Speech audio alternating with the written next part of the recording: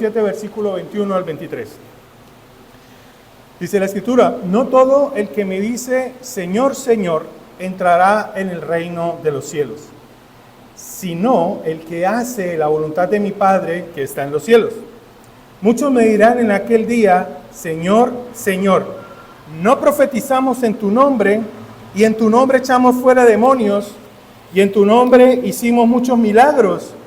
Y entonces les declararé: nunca os conocí, apartados de mí, hacedores de maldad. Oremos.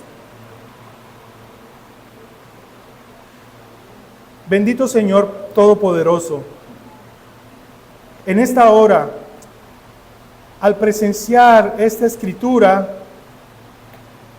mi alma se aflige y mi espíritu se llena de temor. Padre, qué palabras tan fuertes, tan pesadas, siendo declaradas por ti, oh Señor. Dios, te ruego que con la ayuda de tu Santo Espíritu nos ayudes a ver esperanza en ella, en esta palabra. Nos ayudes más que sentir aflicción y dolor, antes que preocupación, nos lleves al pleno gozo de la satisfacción del saber, Señor, de quiénes son los apartados a la derecha y quiénes son los apartados a la izquierda. Pero ante todo, Dios Todopoderoso, te rogamos que si alguno de nosotros llega a estar en esta condición de los de la izquierda, ayúdanos a perseverar en santidad. Y si no estamos en ti, Señor, danos vida, porque si no estamos en ti, estamos muertos en delitos y pecados.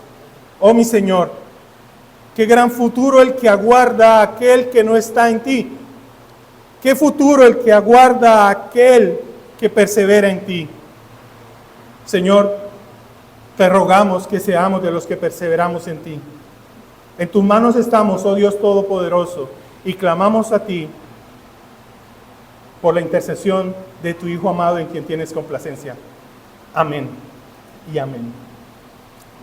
El tema de hoy, o el título, características del falso cristiano.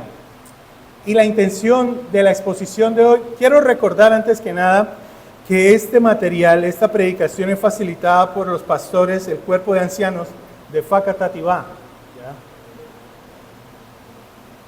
Por lo tanto, si tiene alguna objeción, no lo objete conmigo. No es la intención, ¿no? Tampoco es la intención de que cuando hablemos de características del falso cristiano, vayamos nosotros entonces a tener ese ojo de juicio, ¿no? Como el que hablamos esta mañana. ¡Wow!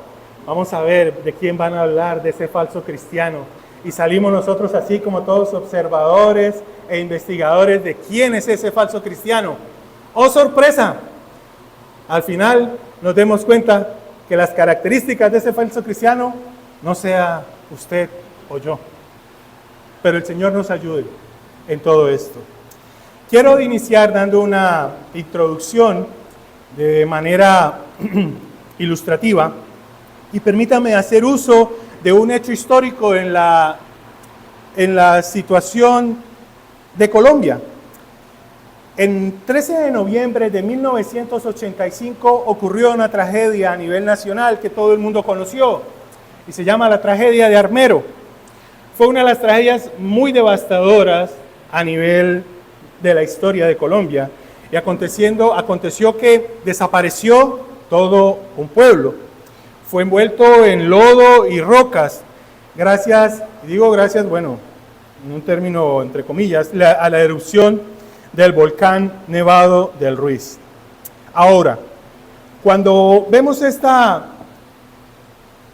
situación que aconteció, vamos a encontrar, o podríamos hacer un análisis del por qué aconteció todo esto. Y muchas veces esas tragedias ocurren por algo llamado confianza. Y hay un exceso de confianza. Y ese exceso de confianza lo podríamos analizar desde dos aspectos, tanto el nivel de autoridades del Estado como el nivel poblacional, o las personas que vivían allí. En el nivel de autoridades, en el campo de autoridades, dice: hubo una falta de información clara y oportuna con alerta que a veces minimizaban el peligro y otras veces lo exageraban, generando confusión y desconfianza en la población. Además, la falta de organización y preparación para una posible evacuación fue evidente y se subestimó, ¿ya?, la magnitud del riesgo volcánico. En cuanto a los habitantes, ya esto lo vimos de la autoridad, ahora en cuanto a los habitantes, en cuanto al exceso de confianza, muchos habitantes de Armero mostraron un exceso de confianza en que el volcán no representaba un peligro real. ¿Por qué? Porque ignoraban las advertencias y señales de alerta. Esta confianza se basaba en la creencia de que el volcán, a pesar de su cercanía, no presentaba ninguna actividad, ¿ya? Por lo tanto, no había una amenaza inminente. ¿Cuáles fueron las consecuencias? La combinación de la falta de preparación de las autoridades y el exceso de confianza de la población resultó en una respuesta tardía e ineficaz ante la erupción del volcán y el posterior flujo de lodo y escombros. La tragedia de Armero, que cobró la vida de miles de personas, podría haber sido prevenida, ¿ya?, o mitigada de una manera correcta si se hubiera abordado el tema con seriedad, el tema de la amenaza volcánica, y se hubiera actuado con diligencia. En resumen, la tragedia de Armero es un recordatorio doloroso de cómo el exceso de confianza, combinado con la falta de información y preparación, puede tener consecuencias devastadoras, incluso cuando existe la posibilidad de tomar medidas para evitar o reducir el impacto de un desastre natural. Y déjeme decirle, mi hermano, que algunos aquí pueden estar asumiendo la misma actitud irresponsable en cuanto al cuidado de nuestras vidas espirituales. Y no por falta de advertencia, sino por exceso de confianza. Eso es lo que el texto de Mateo capítulo 7, verso 21 al 23 expresa. Y es que muchos, por el exceso de confianza, en el día final serán lanzados al infierno. Porque aunque se consideraban cristianos, en realidad no lo eran. Nuestro texto es claro en enseñarnos las características de aquellos que son falsos cristianos. Y veamos la primera característica. Se autoengañan toda la vida. El verso 21.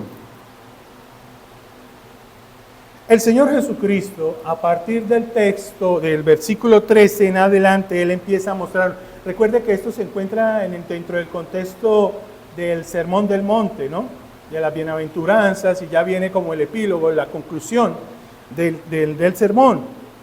Y allí, a partir del verso 13, el Señor empieza a mostrarnos dos tipos de personas.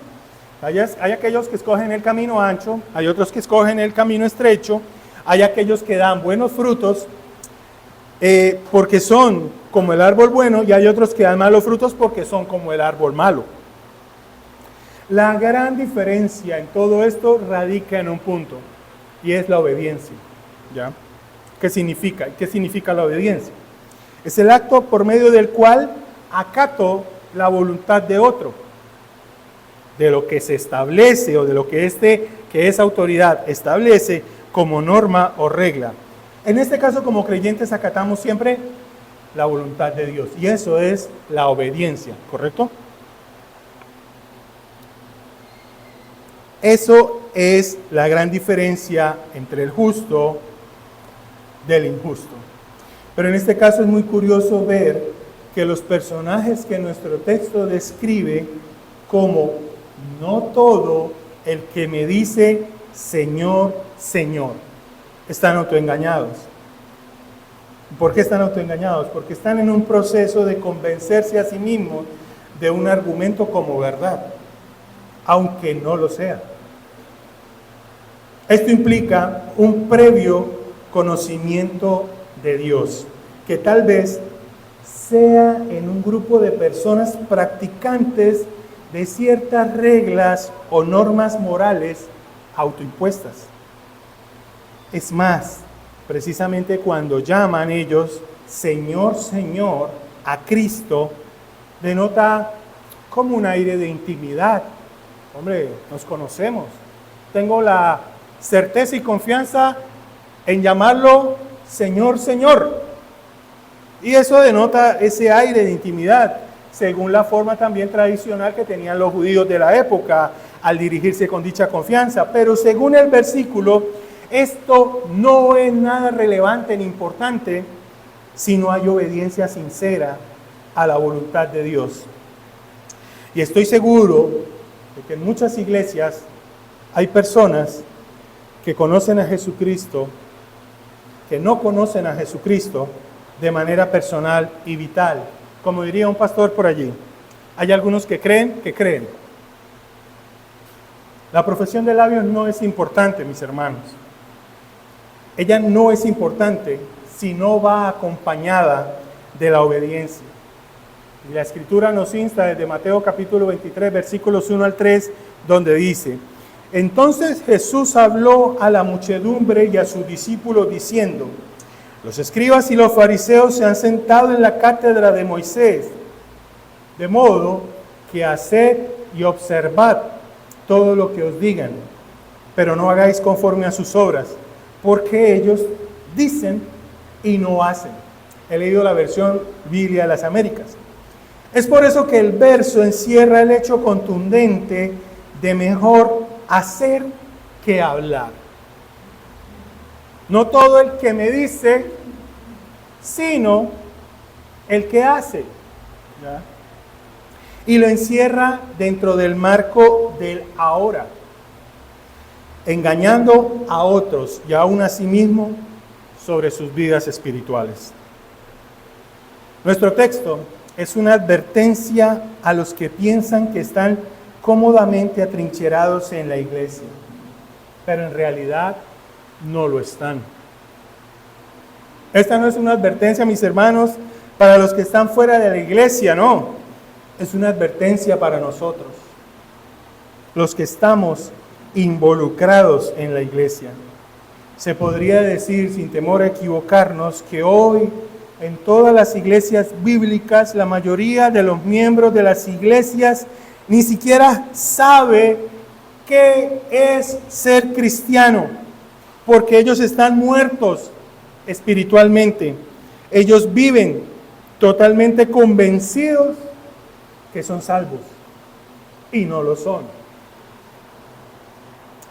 Como segunda característica, siempre se justifican con sus obras, aún en el día final. Y bueno, y es que aquí no depende precisamente de aquel quien está diciendo Señor, Señor, sino los que hacen la voluntad de Dios quienes entran. Usted podrá profesar, decir, hablar, pero si no hace, no guarda coherencia en ese aspecto. Mateo 25, del 1 al 13, es una historia muy interesante de las 10 vírgenes invitadas a una fiesta. 5 de ellas vinieron y de antemano se habían preparado al traer el aceite y ponerlo en sus lámparas. Las otras 5 fueron insensatas y no prepararon nada. En Mateo 25:11, la puerta se cierra y las 5 que quedan fuera dicen: Señor, Señor, ábrenos. Pero el Señor de la fiesta responde: de cierto os digo que no os conozco. Observen en esa historia que a todas las vírgenes se les invitó a la fiesta. En un sentido simbólico, ellas habían oído el Evangelio. Habían escuchado la proclamación del mismo. ¿Cuál era la proclama? Vengan a la fiesta. Y esta es una ilustración del llamado de Dios al mundo. Ellas se prepararon en la medida en que dispusieron sus lámparas. Prepararon su aceite, llevaron aceite de más, prepararon su lámpara. Sabían que no se les iba a pagar, pues iban previstas de esos, preparadas, diligentes. Ellas hasta vestían las ropas apropiadas. Incluso Llegaron a la casa de la cita todas. Sin embargo, algunas no consiguieron entrar. Y note que hubo llanto allí, y ese llanto es similar al de Mateo capítulo 7, verso 21. Señor, Señor, ábrenos. Pero él afirma que no es para los que dicen Señor, Señor, a los que se les abre, sino para los que hacen la voluntad de él. Mis hermanos, qué solemne advertencia. Al final de esta parábola, Cristo dice: velad pues, porque no sabéis el día ni la hora. De inmediato puede saltar la pregunta: ¿estamos velando? ¿Estamos siendo diligentes? ¿Estamos siendo sobrios? ¿Estamos siendo prudentes como las vírgenes? ¿Sensatas? Y es un llamado a la autorreflexión. Siempre la Escritura nos llama a esto. Y observen que de la misma manera que en Mateo 7:21, Señor, Señor, dicen ellos, es como si dijeran: Señor, somos nosotros. ¿Qué quiere decir con juzgarnos? Te conocemos, Señor, somos nosotros. Ellos claman: somos nosotros. ¡Qué tragedia! Dios no los conoce. Dios no los conoce. No sé si cuando atendemos a estos textos tratamos de manejar esa misma solemnidad, como cuando manejamos el texto del Salmo 23, por ejemplo. Oh, el Señor es mi pastor, nada me faltará. Qué hermoso texto, pero qué hermoso texto también este. Decirte de una manera solemne: no te conozco, podría aterrorizarnos, pero también nos dará esperanza, y ya veremos por qué. ¡Qué tragedia! Dios no los conoce. Puede darse cuenta de que no son los que desean entrar en el reino de Dios quienes necesariamente entran, ni siquiera los que piden entrar quienes lo hacen. Con esta expresión, Señor, Señor, llegamos a la conclusión de que esas personas se sorprenden y en realidad se impactan, porque de inmediato se preguntarán: o sea, Señor, ¿cómo así? ¿No voy a entrar? ¿No vamos a entrar? Las vírgenes: Señor, ábrenos, somos nosotros, Señor, ábrenos. No los conozco. Pero Señor, ¿cómo así? ¿Ni siquiera vamos a entrar? Y entonces recordemos lo que Jesucristo dice en Lucas capítulo 6, verso 46. ¿Por qué me llamáis Señor, Señor, y no hacéis lo que yo digo? El siguiente verso se encuentra sobre una losa antigua en la Catedral de Lübeck, Alemania. Hoy en día allí se congrega una iglesia luterana. Por ende, no podríamos hablar de que es una iglesia bíblica, porque empezando por allí hay una serie de cosillas muy contrarias a la palabra. Pero hay una losa antigua allí, y ojalá en algún momento la leyeran los que se congregan allí. Dice, abro comillas: así pues habló Jesús nuestro Señor a nosotros: vosotros me llamáis maestro, mas no me obedecéis. Vosotros me llamáis luz, mas no me veis. Vosotros me llamáis camino, mas no me transitáis. Vosotros me llamáis vida, mas no me deseáis. Vosotros me llamáis sabio, mas no me seguís. Vosotros me llamáis bueno, mas no me amáis. Vosotros me llamáis rico, mas no me pedís. Vosotros me llamáis eterno, mas no me buscáis. Vosotros me llamáis misericordioso, mas no confiáis en mí. Vosotros me llamáis noble, mas no me servís. Vosotros me llamáis poderoso, mas no me honráis. Vosotros me llamáis justo, mas no me teméis. Si os condeno, no me culpes. Cierro comillas. Usted se preguntará: hermano, atendiendo este llamado, yo no quiero estar fuera. Yo no quiero estar tenga que tocar ni siquiera. No quiero esto.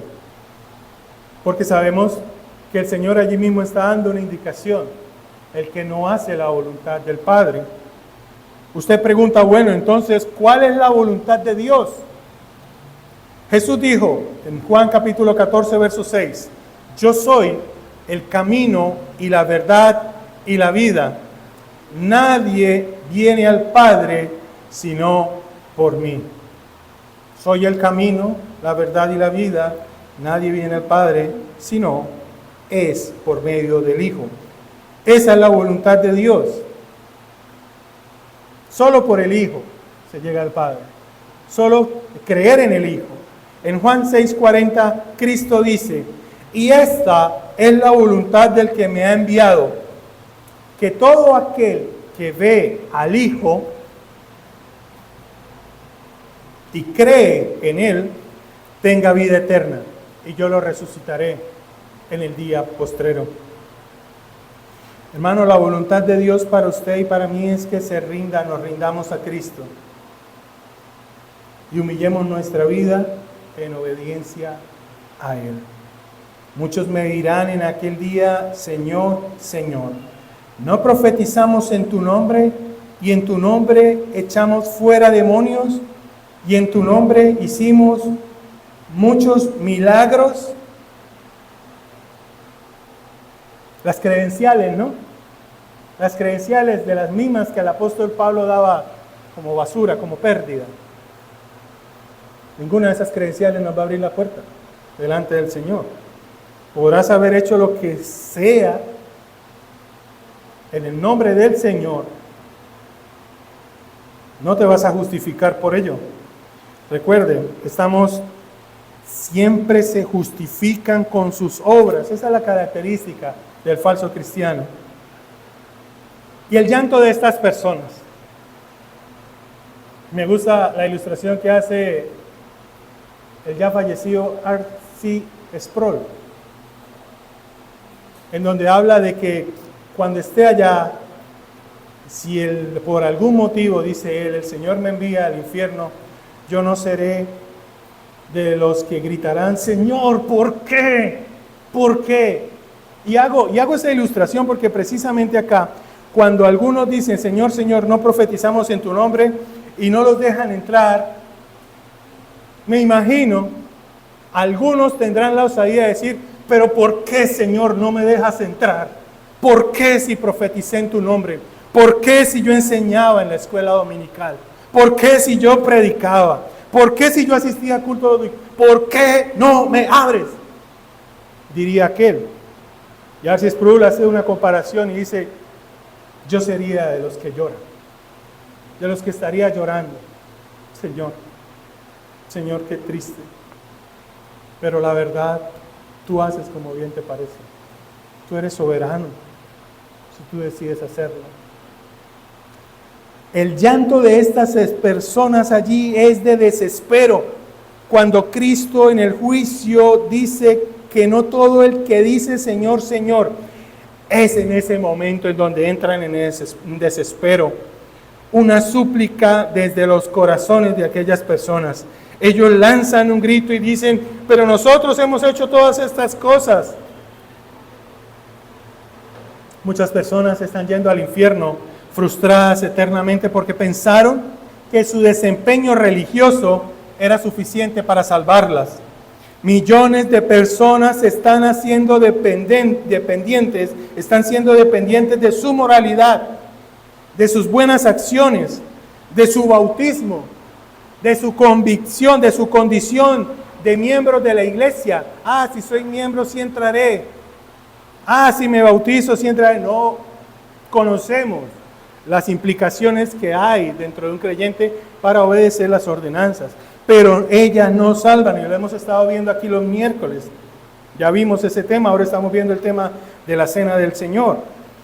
No es la acción de esa dependencia de ser miembro de la iglesia, no es su percepción del cristianismo, ni siquiera de sus sentimientos religiosos, de aquellos que quieren colocar ciertas añadiduras para ser creerse más religiosos que otros. Habrá muchos obreros de las iglesias en el infierno, muchos pastores, y es triste decirlo, muchos maestros de las así llamadas escuelas dominicales. Estoy seguro de que muchos de ellos le dirán a Cristo: Cristo, Señor, somos nosotros. Nosotros profetizamos en tu nombre. Pero Jesús les arrancará la piel de oveja y se pondrá al descubierto el lobo voraz. Eso es exactamente de lo que Él está hablando en Mateo 7, del 15 al 20, donde Él revela a los falsos profetas.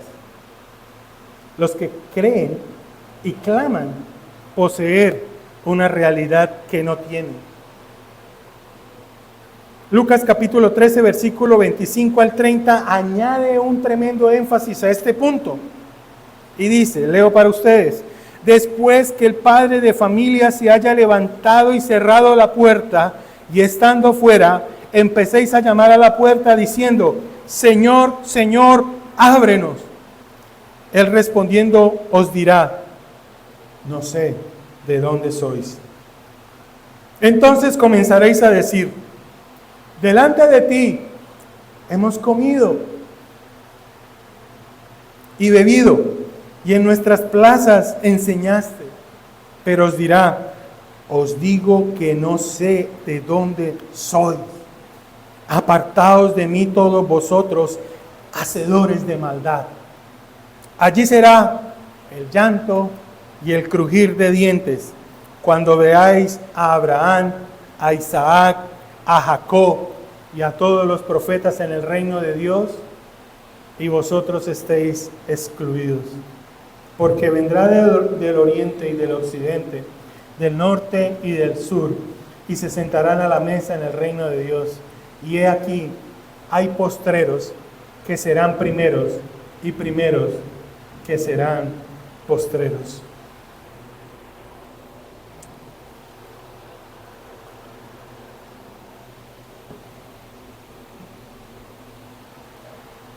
¿Logra usted imaginarse ese cuadro? ¿Qué cuadro de aquel día, no? De que los que son arrojados fuera porque todo lo que tuvieron fue el nombre de Cristo, sin una profesión de fe genuina, sin una realidad de fe en Él. Qué triste verlos afuera llorando por ganar la entrada.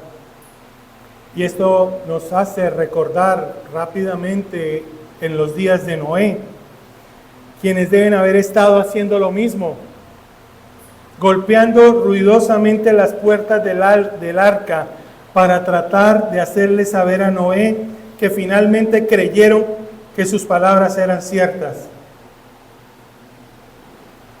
Noé, durante la preparación del arca, predicaba que vendría un juicio de Dios. Y ese es el énfasis que hace el Evangelio hoy en día.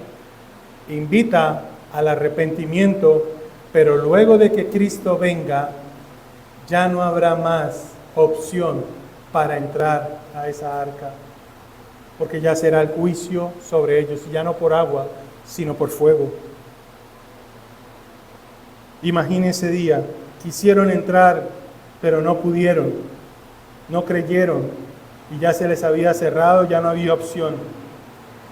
¿Tenemos nosotros solamente una apariencia de piedad, mi amado hermano? Tenemos solo apariencia. Creemos ser puntuales, llegar temprano con el objetivo de que nos vean. Mire el hermano cómo llega temprano, mire el hermano cómo sirve. Claro, sin descartar que eso es una buena práctica. Pero ¿cuál es la intención que hacemos todo esto? Mire el hermano cómo se preocupa. Apariencias de piedad. Y una pregunta muy relevante, mi hermano. ¿Conocemos al Señor personalmente? ¿Conoces al Señor? ¿Se ha imaginado usted, se ha visto a usted mismo de pie ante el gran trono blanco con sus débiles excusas? Jesús le dijo a Nicodemo: Recuerde quién era Nicodemo, ¿no? Un maestro de la ley. De cierto te digo que el que no naciere de nuevo no puede ver el reino de Dios. ¿Qué significa ser nacido de nuevo? Significa sencillamente estar en Cristo, recibir a Jesucristo, correr a Él, arrepentirse de nuestros pecados y Él nos hará nueva vida, nos da un nacimiento nuevo. Él nos hace una nueva criatura, es creer esto. Le hace nacer eternamente dentro de su familia.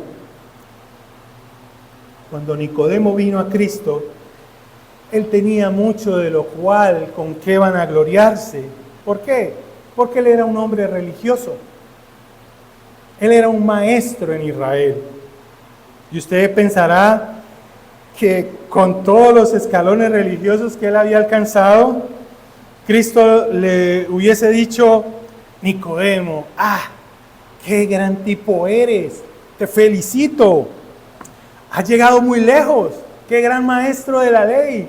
¿Cómo conoces las doctrinas del pacto? ¡Wow! ¡Qué espectáculo! Das unas buenas enseñanzas de teología pactual. Es más, defiendes a los bautistas de una manera acérrima. ¡Qué bueno eres, Nicodemo! Has llegado muy lejos. Has tenido una vida tremendamente fantástica. Has hecho cosas maravillosas. Nicodemo, tranquilo. Lo único que necesitas es subir un escalón más. Y listo. Y estás dentro. Estás dentro. No te preocupes. Pero la verdad es otra. La realidad es otra. Cristo le dice: Nicodemo, todo lo que has hecho es obrar con religiosidad. Ahora, olvídalo todo. Vuelve atrás y hazte como un bebé.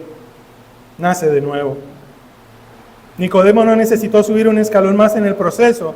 Él tuvo que comenzar desde el principio, o mejor dicho, desde cero. A comparación del joven rico, estoy convencido de que Nicodemo era de los suyos, porque a Nicodemo le reveló una verdad oculta para los fariseos. El joven rico: Señor, ¿qué necesito para alcanzar la vida eterna? Vende todos tus bienes. No más con eso lo despachó. Vende todos tus bienes y dale a los pobres. No más con eso. Tuvo para que se entristeciera. Ni siquiera hubo una intención de él: Señor, pero no habrá otra manera. No, el joven rico no era para eso. Él tuvo que comenzar, Nicodemo, desde el principio, desde cero. Y aquí cabe decir, que ya todos conocemos, que no es una intención del hombre, sí es responsabilidad, pero es el Señor que llama para que obedezcan, y Él mismo da por medio del Espíritu Santo la fe, regenera y precisamente capacita para que anden buenas obras, para glorificarle a Dios. Como tercera y última característica, mis hermanos, esa característica de los falsos cristianos es que estarán excluidos del reino de los cielos. Y vamos a ver a continuación la condenación para aquellos sin Cristo. Lanzar gritos hacia Dios en protesta es una defensa inútil. La voluntad de Dios es recibir a Cristo como Señor y Salvador. Los que no lo han hecho así lanzarán gritos de horror en aquel día. Entonces el juez habla nuevamente en Mateo 7:23 y vemos la condenación de los que no tienen a Cristo. ¿Cuál es?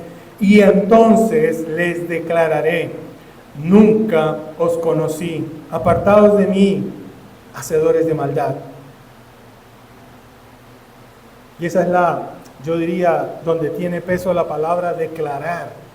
Ahí sí tiene peso, porque es el Señor Jesús el quien la está declarando, quien la declarará también. Les declararé: nunca os conocí. Qué palabra esa interesante, la de declarar. Significa proclamar abiertamente. Lo dirá a viva voz delante de todos. Proclamará estas palabras, que Él no los conoce. Y esa misma palabra se usa en Mateo capítulo 10, verso 32, donde Jesús dice: a cualquiera pues que me confiese delante de los hombres, yo también le confesaré. Y esa es la declaración. Le confesaré delante de mi Padre que está en los cielos. Si usted no proclama gustosa y abiertamente a Cristo aquí en la tierra, entonces Él no lo proclamará abiertamente a usted en el cielo. Y abro un paréntesis acá. No es que usted predique el Evangelio y eso lo va a salvar. Usted predica el Evangelio porque ya fue salvo. Por lo tanto, es una respuesta, una obra de respuesta amorosa por la obra que ha hecho Cristo por usted. Bien, usted y yo, de una forma gustosa y agradable y en amor genuino, proclamamos a Cristo aquí en la tierra. Si no lo hacemos, entonces Él no lo proclamará abiertamente a usted en el cielo. En lugar de esto, Él dirá: nunca os conocí. Y ahora llegamos a otro pasaje aquí, a otra parte, a uno de los conceptos más importantes en toda la Biblia, que se representa con la palabra conocer. Y es que puede suscitarse la pregunta de que entonces Dios no me conoce. Y no está hablando Él de un conocer, porque Él es omnisciente, obviamente. Sabemos que no significa que Él no es consciente de las personas, no significa esto. Sabemos que Él no está diciendo: no sé quién eres, te desconozco. No está diciendo eso. Él sabe quién es cada uno de nosotros. Él cuenta los cabellos de la cabeza de cada uno y Él sabe cuando cae un gorrión. Él sabe todo lo que hay para saber. Entonces, ¿qué quiere decir Jesús cuando dice: nunca os conocí? Y 2 Timoteo capítulo 2 verso 19 nos da la clave para eso. 2 Timoteo capítulo 2 verso 19. A través del apóstol Pablo él escribe: conoce el Señor a los que son suyos. Hermano, y este es un tema que dentro de la soberanía de Dios choca. Fácil de estudiar el tema de la elección, pero difícil de aceptar el tema de la elección. ¿Cómo así que Dios elige a unos y a otros no? Hermano, si hay algo que habla aquí el texto de conocer, es precisamente: conoce el Señor a los que son suyos. ¿Qué trata de decir esto? La palabra conocer en las Escrituras implica una relación íntima, una relación de amor, una relación única. Y en comparación a esto, el Antiguo Testamento se refiere al concepto de un hombre y una mujer que se unen en una relación. Y recuerden Génesis cuando dice: y Adán conoció a su mujer. Lo mismo dice: y conoció Caín a su mujer. Nosotros no suponemos que él conoció a su esposa en el sentido simple de solo la conozco, de sé cómo es, de cómo viste, de cómo se arregla. No solo de eso, no habla de eso, sino habla precisamente a la mayor y excepcional relación de amor posible. Y es que hace uso de una herramienta gramatical que es un eufemismo. Debemos recordar que la Biblia dice que José no había conocido a María, y en eso el término de un amor excepcional y profundo. Por esta razón, José se conmocionó tanto porque no sabía qué escoger de las dos opciones: si apedrearla o separarse de ella, porque ya que estaba embarazada y él nunca la había conocido. La palabra conocer en el terreno humano implica entonces una relación de amor única entre dos personas. En términos de la relación de Dios, la misma definición es correcta. Pablo dice en Gálatas 4:9 que los creyentes somos conocidos por Dios. Hermano, y es ese texto el que nos da esperanza. ¿Eres tú conocido por Dios? ¿Dios te conoce? ¿Cómo te conoce? ¿Haces la voluntad del Padre? ¿Amas al Señor genuinamente? La belleza de nuestra intimidad con Dios es comparable con la de un hombre al intimar con su esposa. Esto es lo que vemos en las Escrituras. Dios se refiere a Israel como su esposa. Oseas 1:3. Y la iglesia se presenta como la novia y Cristo como el novio. Efesios 5 nos habla de ello. Ahora, usted y yo, nosotros tenemos una relación de amor íntima con Dios. Y esta se ilustra hermosamente en las palabras de Cristo en Juan 10:14. Yo soy el buen pastor y conozco mis ovejas y las mías me conocen. Si yo leo el pasaje y mientras lo leo sustituyo las palabras conocer por amor, diría de la siguiente manera: yo soy el buen pastor y amo mis ovejas y las mías me aman, así como el Padre me ama y yo amo al Padre y pongo mi vida por las ovejas. Mis ovejas oyen mi voz y yo las amo y me siguen, y yo les doy vida eterna y no perecerán jamás, ni nadie las arrebatará a mi mano. Mi Padre que me las dio es mayor que todos y nadie las puede arrebatar de la mano de mi Padre. Yo y el Padre uno somos. ¿Se da cuenta de tan majestuosa belleza y la intimidad de la relación de amor que tenemos con Jesucristo? Ahora recuerden, no estoy hablando que esa relación ya esté implícita por el hecho de que usted se congrega, por el hecho de que se hizo miembro. Usted persevera en ella. El mismo Señor que lo ha llamado le ha dado ese espíritu para capacitarlo en todas estas buenas prácticas. Dios predeterminó con usted una relación de amor si usted es cristiano. En el consejo de Dios, por el acto soberano de su voluntad, Él preordenó que usted sería un hijo de Dios. Usted tiene una relación de amor predeterminada con Dios. La intimidad de esa relación de amor es tan hermosa que Dios se refiere a ella con el más grandioso de los términos humanos: la consumación del amor entre un hombre y una mujer.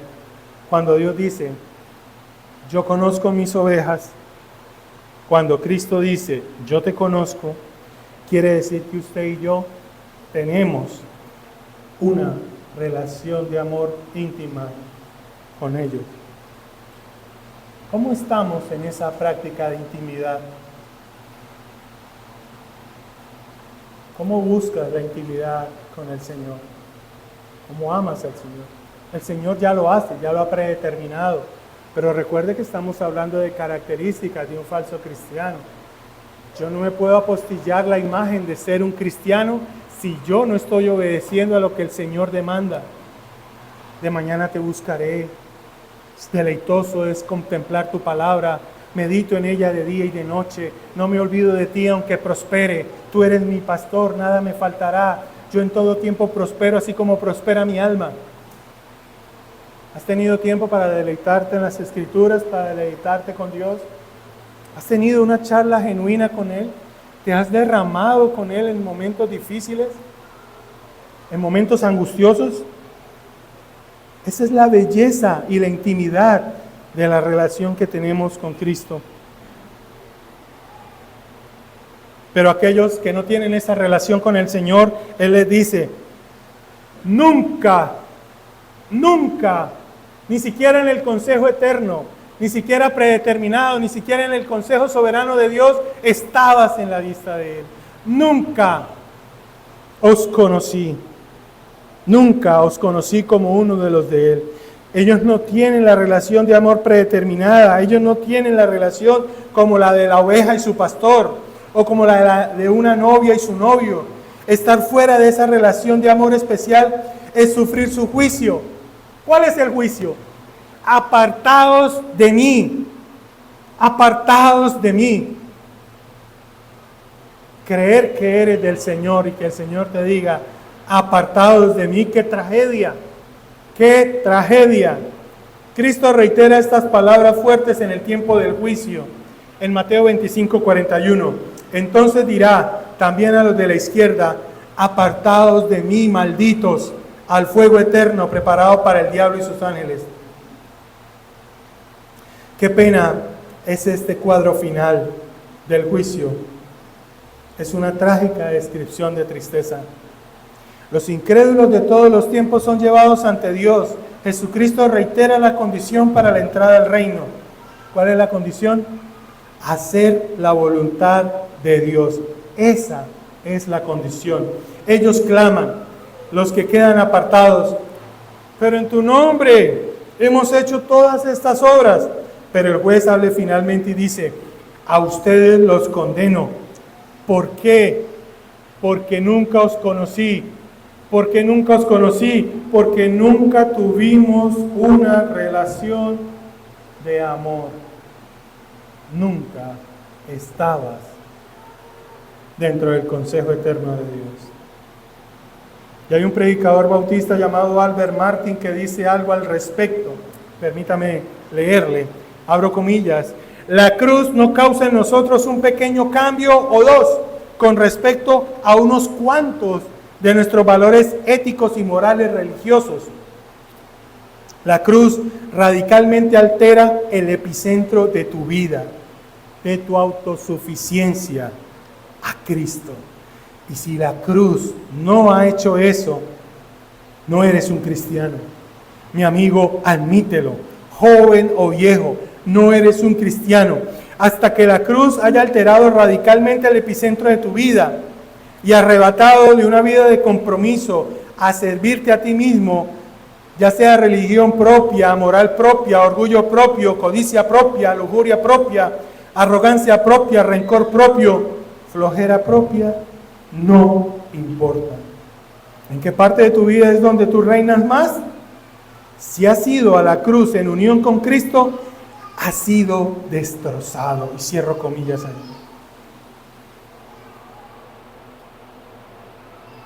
El cristianismo no es un formalismo, no es moralismo, no es religiosidad. Es una relación de amor personal con Jesucristo. ¿Tiene usted esa relación de amor? ¿Conoces a ese Cristo? Mi hermanos, y termino con esta ilustración. Había un actor en una sala de teatro a quien le pidieron recitar algo para el público. Se levantó y siendo amable con su público dijo, recitaré lo que ustedes me pidan. Al principio nadie hizo sugerencia alguna, pero un anciano predicador que por casualidad estaba allí, sentado al final de la sala, se levantó y dijo, me gustaría escucharle recitar el Salmo 23. Pues bien, el actor se sorprendió un poco con esto, pero como había manifestado su disposición de recitar lo que le pidieran, aceptó lo que el hombre le sugirió a aquel anciano. Casualmente, el joven, el actor, conocía el Salmo, así que dijo que lo recitaría. Hermanos, repitió el Salmo 23 con una perfecta elocuencia. Fue una interpretación magistral, una excelente dicción, una excelente apreciación de los puntos de gramática. Su dicción fue estupenda. Cuando terminó, toda la audiencia estalló en una ovación espontánea. ¡Wow! El actor, imaginando que se desquitaría con el anciano por sugerirle recitar algo de la Biblia, le dijo, bueno, ahora usted, señor, me gustaría oírlo recitando ese salmo. El anciano no regateó el pedido, era como el hermano Abraham, no, mentira, sino que por su amor a Cristo se levantó y repitió el Salmo 23. Note lo siguiente, la voz del anciano se entrecortó, se quebró.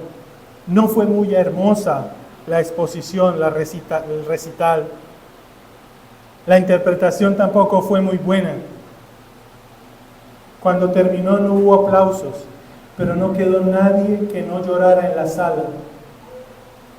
El actor, percibiendo su propia emoción, se puso de pie y dijo, señoras y señores, Yo llegué a sus ojos y oídos. Él, refiriéndose al anciano, llegó a sus corazones. Esta es la diferencia, dijo el actor. Yo conozco el salmo, pero el anciano conoce al pastor del salmo. Mi amado hermano, tal vez usted y yo en algunos momentos dudamos de nuestra profesión de fe. La invitación hoy es tal como el texto nos lo afirma. La misma conciencia y el Espíritu Santo nos dará instrucciones, o nos está dando la instrucción de obedecerle a Él en todo. ¿Y de qué manera?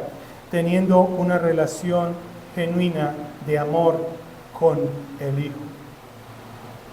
Tenemos relación con Él, no vamos a estar autoengañándonos, no vamos a estar justificándonos. Nada de lo que hagamos en cuanto a estudio, en cuanto a prácticas, van a hacernos entrar, pero sí, esas prácticas son dadas por Dios y en respuesta a ese llamado, de un llamado genuino, de una conversión genuina, de un nacimiento nuevo, vamos a estar haciéndola no para nuestra gloria, sino para Él, no para justificación, sino para Él. Ahora, recordemos siempre que hay un juicio, pero para aquel que es creyente, estará apartado a la derecha.